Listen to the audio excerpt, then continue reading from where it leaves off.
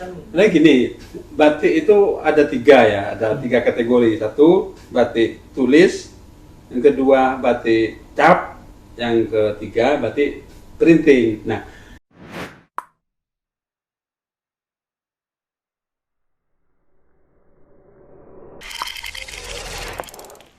Assalamualaikum warahmatullahi wabarakatuh. Berjumpa kembali dalam channel Lensa Jatim ID dalam program Lensa Bicara. Kali ini kita berkunjung ke salah satu, sebenarnya ini kalau ke saya ini teman ya, tapi beliau ini tokoh muda di usia yang masih sangat muda, merintis usaha, dan usahanya ini bukan sembarangan usaha. Artinya bukan usaha yang penting untung, tapi usaha beliau ini usaha batik tulis. Batik tulis Madura, kemudian pengembangan ke sarung batik yang dinamai dengan sarung batik Haromain. Nah, artinya ini ada upaya pelestarian pelestarian budaya Nusantara. Batik ini kan salah satu budaya Nusantara. Nah, beliau adalah Musaffa Safril, kelahiran Kabupaten Sumeneb, tapi lama merantau di Surabaya, dan beliau juga merintis usahanya di Surabaya. Dan untuk lebih jelasnya kita akan sapa beliau dan nantinya kita akan berbincang dengan beliau. Assalamualaikum Mas Safril. Waalaikumsalam warahmatullahi wabarakatuh. Sehat Mas? Alhamdulillah sehat. Alhamdulillah sehat ya. Dengar-dengar baru selesai operasi. Iya, operasi tulang hidung. Tulang hidung. Iya. Tapi gimana? Sudah Lumayan, sudah enak, bisa nafas. Sudah bisa bernafas dengan dulu, baik ya. Dulu susah saya nafas. Kalau ngomong tersengal-sengal. Sekarang sudah enak, alhamdulillah. Iya. Semoga enak terus. Semoga sehat ya. Sehat dan usahanya lancar. Iya. Mas Safril, mungkin bisa diceritakan sebelum nanti kita ngobrol panjang lebar tentang bagaimana usaha yang dirintis, yang dijalankan hari ini. Saya persilahkan Mas Safril menyapa pemirsa dulu, memperkenalkan diri, biar katanya kan tidak kenal maka tidak sayang. Perkenalkan diri juga dulu, termasuk juga mungkin nanti bisa diceritakan tentang usahanya yang saat ini dirintis, mulai dari awal bagaimana prosesnya, mungkin juga bisa diceritakan. Saya persilakan Mas Safril. Siap. Baik, terima kasih. Assalamualaikum warahmatullahi wabarakatuh. Waalaikumsalam warahmatullahi wabarakatuh. Saya sangat senang sekali dapat kesempatan untuk ikut dihadirkan, dikunjungi sahabat saya, sahabat Rusman ini yang sangat intens sekali dalam mengawal UMKM. Saya pantau seperti itu. Baik. Jadi gini, saya ini dulu setelah kuliah itu kerja kantoran, tepatnya di perusahaan pelayaran. Setelah berjalan hampir 1 tahun, saya ketemu salah satu teman saya dulu di Surabaya. Teman saya ini dia bukan aktivis, bukan berpendidikan, maksudnya dia tidak pernah kuliah. Dia murni datang dari kampung, dari Sampang, datang ke Surabaya. Dia murni bekerja, ikut Cina waktu itu, kerja kaca, grafir, seni kaca itu. Kemudian dia buka usaha sendiri. Setelah menguasai ilmunya, kemudian dia usaha sendiri. Dan ketika saya kuliah di Surabaya, saya sering numpang makan sama dia. sering numpang makan di rumahnya karena dia sudah mandiri. Nah, saya sering ngobrol sama dia. Kalau saya nggak punya apa-apa, sering dibantu sama dia. Nah, ketika saya lulus kuliah dan saya sudah bekerja, kerja kantoran, saya datang menemui teman saya nih, yang kebetulan dia sudah buka usaha di Sampang, sudah besar sekali waktu itu. Maksud saya nemuni dia ini ingin menunjukkan kalau saya sudah bekerja, kalau saya sudah bisa mandiri, saya sudah bisa ya hidup sendiri, karena dia sedikit banyak bantu saya dulu. Tapi ternyata ketika ketemu sama beliau, dia ternyata gak bangga, malah mempertanyakan saya, kamu sarjana, kamu pernah jadi aktivis, terus apa sumbangsimu ini sama bangsamu? Dia bilang seperti itu. Bangsa itu maksudnya Madura, dia mengistilahkan bangsa. Nah, lalu saya tanya, terus apa yang bisa saya lakukan? Ya kamu harus punya kontribusi terhadap tetanggamu. Terus dia mencontohkan dirinya sendiri, saya ini bukan mahasiswa, saya tidak pernah kuliah, saya tidak pernah jadi aktivis, saya tidak pernah jadi santri, tapi karyawan saya itu sudah 40 orang. Tiap bulan saya nyantuni anak yatim itu sekian orang, waktu itu 15 orang, dan tiap bulan saya akan bertambah terus, saya cari anak yatim untuk saya santuni. Orang tua saya sudah saya hajikan, sampai mobil saya sekarang sudah 4, lebih banyak lah. Yang memotivasi saya, terus kamu ini aktivis, kamu ini mahasiswa, kamu ini santri, terus apa yang bisa kamu berikan sama bangsamu? Jadi setelah itu saya mikir, ya benar juga ini, saya kuliah, saya aktivis, tapi tidak ada apa yang bisa saya berikan sama tetangga saya, terhadap orang-orang di sekitar saya. Dan besoknya saya langsung kembali ke Surabaya dan saya resign, mengajukan pengunduran diri kan. Itu. Dan terus saya bingung cari kira-kira usaha apa yang bisa saya kembangkan, yang bisa saya kelola, yang ada sangkut pautnya dengan tetangga saya. Maksudnya apa yang saya kerjakan ini harus punya kontribusi kepada tetangga, kepada orang-orang di sekitar rumah di Madura. Sampai di beberapa perjalanannya ketemulah sama batik ini, ya, sama batik. Kebetulan ada teman saya waktu itu yang pengrajin batik, teman sekolah, teman pondok. Nah, dari situ tahun 2011 waktu itu, 2011 saya sudah mulai bergelut dengan batik, sampai tidur sama pengrajin juga, sering seminggu 2 kali, dan Surabaya Madura itu masih naik motor dulu. Di mana itu? Di Pamekasan. Saya dulu sampai keliling Pamekasan, terus Sumeneb, Pangkalan, yang sentra-sentra batik. Saya datangi, sampai saya tidur di situ. Nah, alhamdulillah itu jalan dan teman saya yang di Sampang itu, saya lapori kalau saya sudah punya usaha sendiri, saya sudah punya kontribusi sedikit banyak sama tetangga, itu senang mereka. Akhirnya alhamdulillah dari situ saya bisa berdaya sampai bisa bisa mandiri, bisa menghidupi keluarga, bisa umrohkan, menghajikan orang tua, sampai beli mobil, seperti itulah dari batik ini, alhamdulillah.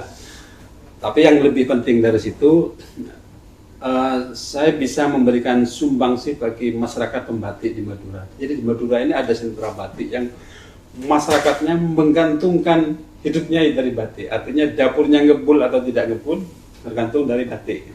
Batik tulis ya? Iya, batik tulis. Kenapa ini batik tulis kan? Nah gini, batik itu ada 3 ya, ada 3 kategori. 1 batik tulis, yang kedua batik cap, yang ketiga batik printing. Nah, yang benar-benar batik ini sebetulnya batik tulis.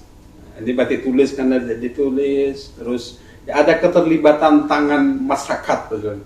Nah, ini membutuhkan waktu yang lama, yang benar-benar batik ya ini, yang ditulis itu. Di bawahnya ini ada batik cap. Ini sedikit ringan karena pola atau motifnya itu sudah dicap, jadi tinggal dicap gitu. Terus tapi tetap melibatkan tenaga manusia, kira-kira seperti itu. Nah, Di bawahnya ini lagi ada printing. Nah, printing ini sebetulnya ini bukan batik, sebetulnya bukan batik. Kenapa? Karena ini kain yang di-print, yang dicetak. Jadi motifnya itu ya kira-kira dimotif pakai komputer kemudian di-print di kain. Jadi kain yang bermotifkan batik. Nah, ini sebetulnya yang menghancurkan warisan budaya yang disebut batik ini. Ini yang punya pabrik batik ini kan sebetulnya yang pabrik ya kalau ini ya, kalau printing ini ya. Ini kan banyak dari luar. Bukan home industry ya. Bukan home industry, bukan masyarakat yang apa namanya, yang hidup dari pengrajin ini, dari kerajinan batik ini. Ini industri. Nah, justru ini yang membunuh para pengrajin batik itu. Nah, ini bahaya menurut saya. Banyak karena komitmen saya itu sama teman-teman juga. Ini ingin melestarikan warisan budaya yang berupa batik ini, maka saya tidak akan noleh-noleh ke batik printing seperti itu. Jadi pasti tetap batik tulis ya. Apapun produknya dari batik yang jelas batik tulis. Tulis. Ya, seperti itu. Saya tidak ingin mengkhianati saudara-saudara saya, tetangga saya, teman-teman saya yang bergelut di batik tulis ini. Kalau saya kemudian melirik printing, saya bermain-main dengan printing, nanti ini tinggal menunggu waktu aja, ini nanti mati gitu, seperti itu. Nah, awalnya itu apa? Batik produknya itu apa? Hanya kain atau misalnya juga sudah menjadi baju atau apa? awalnya kain. Menjual kain itu lebih mudah dan lebih enak. Kita tinggal menjual kain, nanti terserah ini orang yang beli ke kita mau dibikin apa. Tapi kalau kita bikin produk jadi, misalnya ini ya bikin baju ini ya, terutama perempuan ini kan rewel. Kalau apa namanya, bentuknya gak menarik atau kurang gimana, penjahitnya ini rewelnya komplain. Nah, ini lakunya juga susah, kata model itu susah. Jadi saya awal-awal jual kain. Nah, saya kerja sama desainer juga, terserah desainernya mau dibikin apa. Itu lebih mengurangi risiko sama saya. Jadi saya tinggal nyuplai kainnya seperti itu. Terus kok sampai ada katanya sekarang ini pengembangan ke sarung batik ini? Ini gimana ceritanya? Jadi gini, tahun 2021 itu saya dapat bantuan dari program tenaga kerja mandiri lanjutan TKM ya. TKM itu programnya Kementerian Tenaga Kerja RI yang saya kebetulan waktu itu dapat bantuan dari Kemenaker itu berupa program TKM ya 15 juta waktu itu. Nah, saya diundang untuk pembekalan, terus dapat bimbingan ya, dapat pelatihan lah di Lembang waktu itu. Nah, salah satu yang ditugaskan kepada saya waktu itu, karena saya memang produk batik waktu itu yang saya up ya. Nah, saya dituntut untuk membuat usaha turunan atau pengembangan usaha dari batik ini. Jadi saya tidak hanya menjual kain, tapi harus punya produk turunan. Jadi ya. Produk jadi apa kira-kira. Nah, situ saya langsung tercetus ini, saya pengen bikin sarung batik. Nah, kebetulan karena waktu itu kan ada muktamar. Setelah itu tidak jauh dari situ ada muktamar NU di Lampung, saya hadir ke sana. Ketika di Lampung itu saya juga lihat ada orang jualan sarung batik di tengah-tengah ini ya, di tengah-tengah ya di arena muktamar itu, dan laris banget. Saya lihat batiknya itu printing, sarungnya ini sarung batik printing, itu dengan harga sekitar 150 sampai 250 atau bahkan lebih ya, dan itu laris, itu laku semua. Padahal waktu itu saya sudah mulai merintis batik ini, sarung batik ini, tapi saya nggak bawa produk. Saya harus berpikir gini, kalau kemudian produk saya yang batik tulis itu terus dijadikan sarung dan dijual di area ini, pasti saya yakin laku semua, laris semua. Itu semakin menguatkan niat saya untuk bikin pengembangan sarung batik ini. Setelah pulang dari muktamar itu saya seriusi bikin sarung batik tulis. Nah, langsung saya bikin merek. Waktu itu saya daftarkan merek karena merek saya ini sarung batik Haromain, jadi disingkat SBH, bukan untuk menandingi sarung yang terkenal itu ya, bukan. Cuma karena memang saya dari awal terobsesi dengan nama Haromain. Kenapa? Dengan Haromain, karena Haromain ini kan Makkah Madinah. Saya waktu berusaha waktu awal-awal usaha batik itu, saya waktu itu pengen ke Mekah, pengen haji, pengen umroh, oleh sampai nama batik saya dikasih nama Haromain. Jadi untuk menghilangkan Haromain ini susah. Akhirnya saya tarik ke merek sarung ini juga SBH, sarung batik Haromain. Dan sudah terdaftar berarti sekarang? Sudah saya daftarkan merek di Kemenkumham. Alhamdulillah sudah mereknya sudah ACC ya. Dan ini nanti sekarang usaha sarungnya ini gimana penjualan? Alhamdulillah. Jadi gini, ketika saya awal-awal usaha itu kan pulang dari muktamar, setelah itu kan saya langsung produk gitu, langsung bikin produksi ya. Jadi awal-awal juga banyak keceritnya, jadi banyak yang terbuang. Saya bikin waktu awal-awal itu bikin 100 pieces, 100 sarung. Ternyata ukurannya kekecilan, bikin lagi. Yang kekecilan itu saya bagi-bagikan. Waktu itu saya bagikan teman-teman. Termasuk saya kayaknya dapat bagian. Ya, itu yang produk. Berarti saya dapat yang produk gagal waktu itu. Bukan gagal, cuma kekecilan gitu aja. Cuma kekecilan. Nah ternyata ya untuk ukuran anak-anak bagus lah, untuk ukuran anak-anak kekecilan. Jadi terus berkembang waktu itu, ukurannya dilebarkan, terus ya jenis-jenis kain akhirnya saya nambah. Sekarang ada kain Super A, itu agak tebal, terus agak lebar. Jadi saya mulai masukan, kritik, saran dari teman-teman yang sudah menggunakan sarung saya itu saya tampung, akhirnya semakin berbenah ini, dan alhamdulillah sekarang makin baik. Nah, ketika Ramadan tahun kemarin 2022 ya. Ya Ramadan kemarin lah. Ya. Itu saya memproduksi 100 lah dengan ukuran yang normal itu. Itu habis ya. Habis sampai saya berapa motif itu? Banyak motif ya? Waktu itu cuma ada 3 motif. Ada 3 motif. 3 motif. Ya salah satunya ini. Nah, satunya ini, terus motif yang lainnya yang ini motif apa ini? Oh, ini motifnya apa? Saya juga bingung, ini belum bikin nama. Belum bikin nama, yang penting menarik udah saya kembangkan kayak gitu. Iya. Ini campuran ini, ada kayak batik tulis, sarung batik tulis asli ini ya. Ini full tulis. Sekarang sudah bisa memproduksi berapa?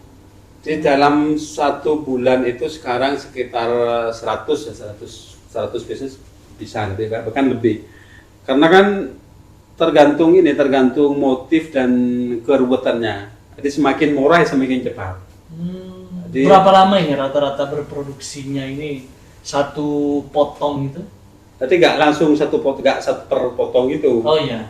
Jadi sekali bikin misalnya satu motif ini bikin minimal 10 pieces gitu. Jadi nggak membutuhkan waktu rata-rata lebih ringan di biaya, kalau semakin banyak lebih ringan. Terus waktu sekitar 2 minggu.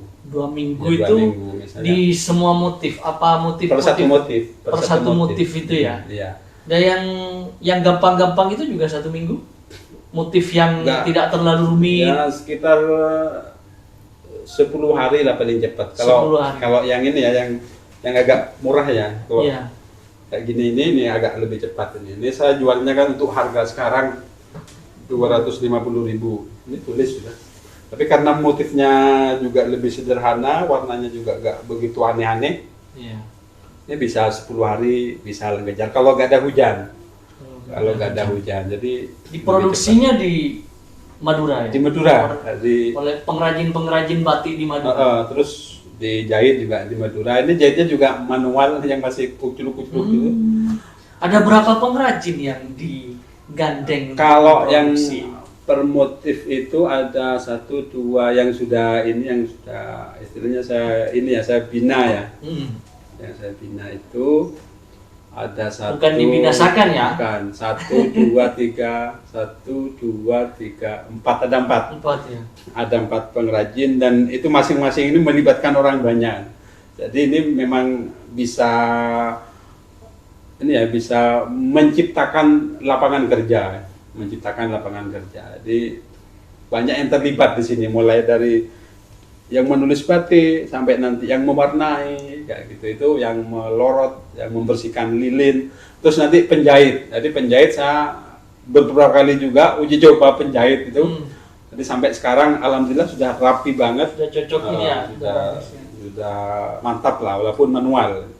Kalau penjualannya sekarang ini sudah menjangkau ke daerah mana saja ini? Jadi karena saya fokusnya memang online dari dulu, sebelum sarung itu memang sudah online. Jadi sampai ke Aceh, Makassar, terus yang paling banyak ya Jakarta sama Jawa Tengah, Bandung. Dengan sistem bagaimana promosi? Itu banyak yang reseller. Jadi gini, saya bikin harga ecer itu misalnya ya yang ini 250.000. Iya. 250.000 ini full tulis sudah dengan bahan katun santiu. Terus yang misalnya ini 350.000 dengan bahan yang lebih bagus lagi, Samporis. Nah, itu saya lebih banyak bekerja sama dengan reseller. Jadi banyak yang daftar untuk jadi agen. Berarti siapa saja boleh ya? Ya, dari bisa. reseller, Nanti, dari agen, ya termasuk pemirsa di Lensa Bicara juga boleh menjadi agen ataupun reseller dari sarung SBH ini ya. Saya ada grup agen, Ada grupnya ya. ada grup WhatsApp. Itu saya bikinkan grup sendiri. Jadi stok yang ada tiap hari saya update. Jadi mereka bisa nge-share lagi. Sekarang kan nggak perlu keliling ke rumah-rumah nawarkan ya, tinggal broadcast, tinggal kirim ke teman-teman. Dan alhamdulillah ada satu reseller saya dan masih baru ini dari Blitar, namanya Mas Burhan. Itu tiap hari ada orderan dia di Shopee ininya. Tiap hari itu bisa sampai berapa pengiriman? Pengiriman itu kalau sarung ini karena stoknya juga ini kan saya Terbatas ya.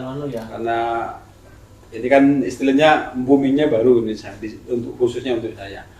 Jadi masih terbatas. Jadi rata-rata per hari itu 10 biji. Tapi kalau kain saya sudah satu hari itu bisa sampai 50 pieces. Kalau yang kain.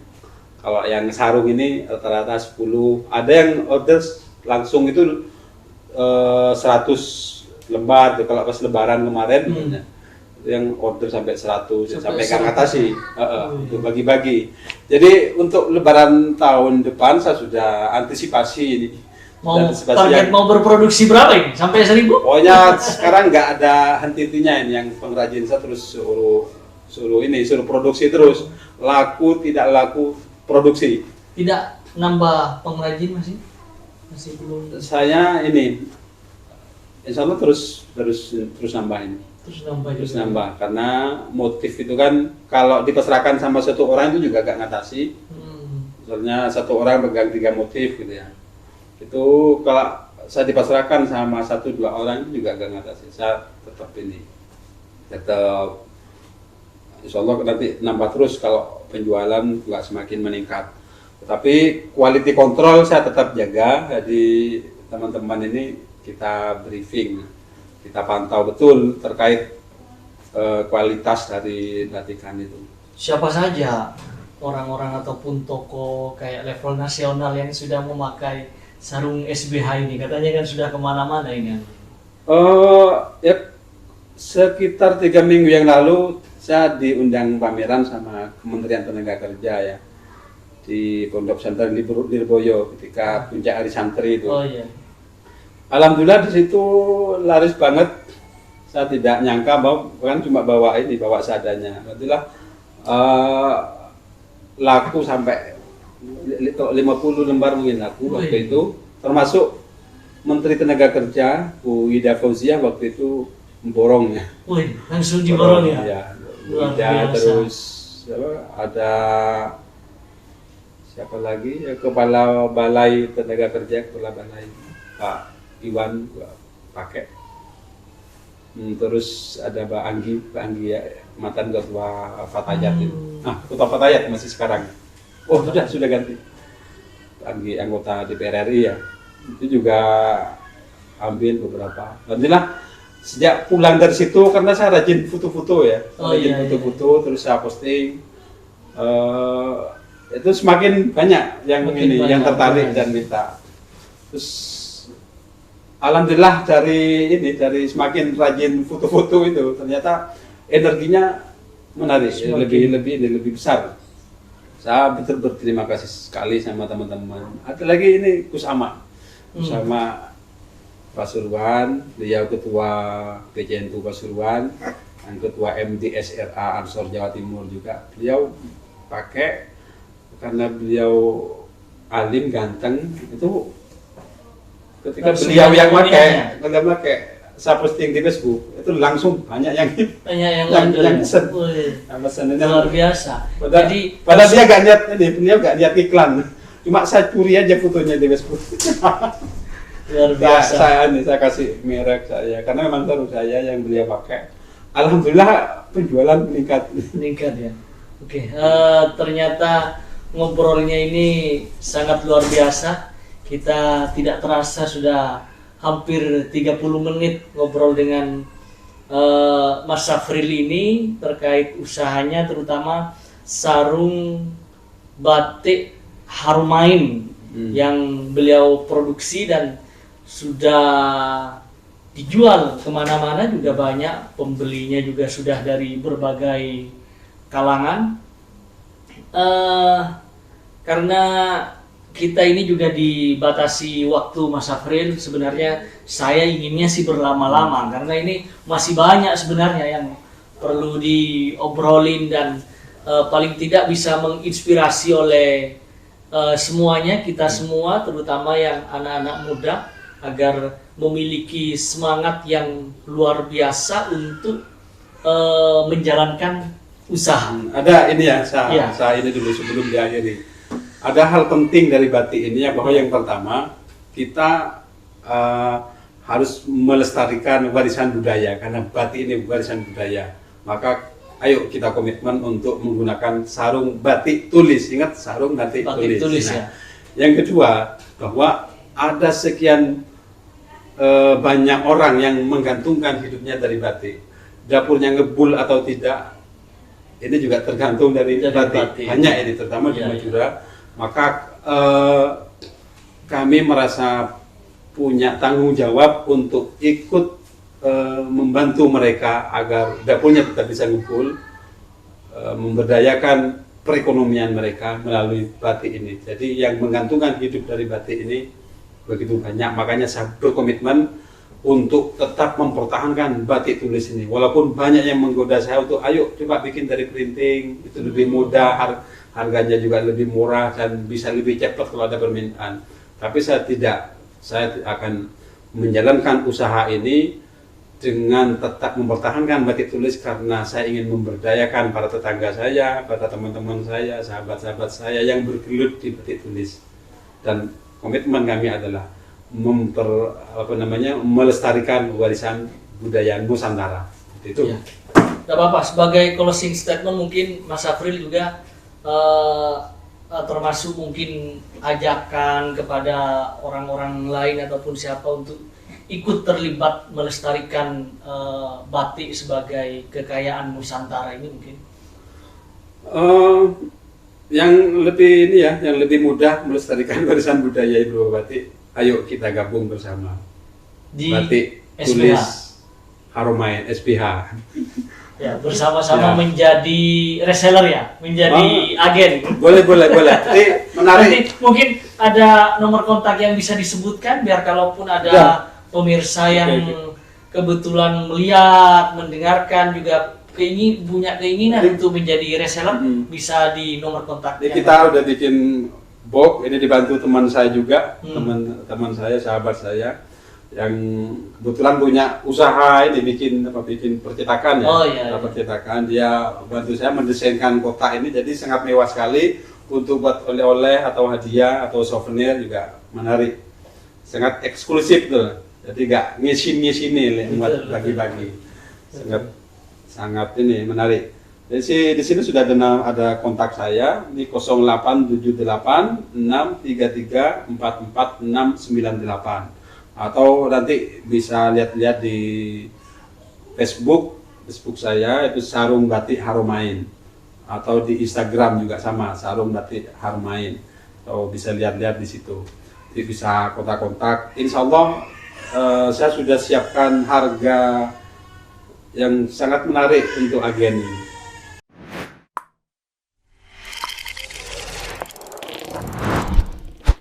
Yuk pakai aplikasi belanja.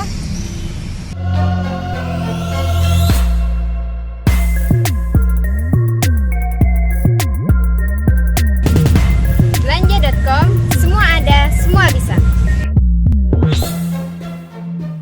Ternyata memang sangat menarik ya berbincang dengan Mas Safril. Beliau memiliki komitmen yang luar biasa, tidak hanya sekedar menjalankan usaha yang kemudian mencari finansial, tapi beliau juga memiliki komitmen untuk memberdayakan masyarakat-masyarakat sekitarnya, terutama di kampung halamannya di Madura, sehingga beliau menekuni usaha batik tulis, tidak printing, tidak cat, yang sekarang dikembangkan dalam batik tulis sarung yang dari batik tulis.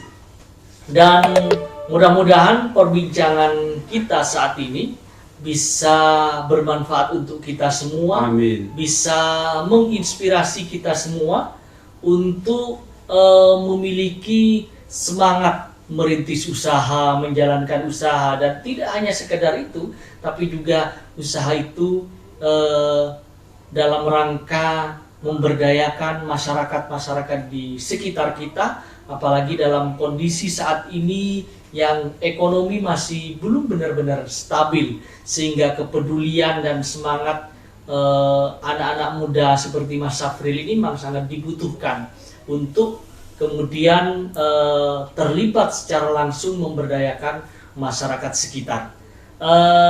Demikian obrolan kita pada saat ini di program Lensa Bicara, dan kita akan berjumpa kembali. Kita akan bertemu lagi dalam program yang sama, dalam program Lensa Bicara, dengan tokoh, dengan narasumber-narasumber yang lain yang tentunya juga akan sangat menginspirasi kita semua. Dan akhirnya dari saya, apabila ada kesalahan, mohon maaf yang tiada batasnya. Wallahul muwaffiq ila aqwamit thoriq. Assalamualaikum warahmatullahi wabarakatuh. Waalaikumsalam warahmatullahi wabarakatuh.